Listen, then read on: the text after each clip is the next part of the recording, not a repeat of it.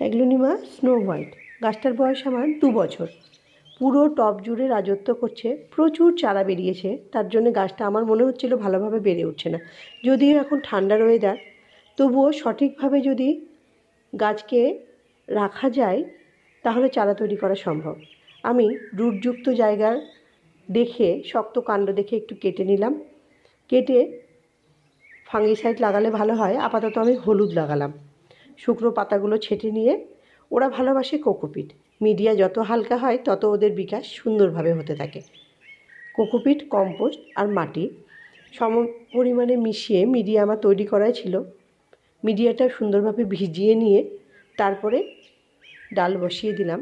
এবার একটু অপেক্ষাকৃত উষ্ণ জায়গায়, মানে এখন তো ওয়েদারটা ভীষণ ঠান্ডা, তাই ঠান্ডা হাওয়াটা খুব একটা লাগবে না গায়ে, এমন জায়গায় গাছ রেখে দিলাম। 1 মাস পরে আপডেট দেবো অবশ্যই। আশা করি চারা তৈরি হয়ে যাবে। এয়ার পিউরিফাইং অর্নামেন্টাল প্ল্যান্ট হিসেবে খুব ভালো অ্যাগ্লোনিমা।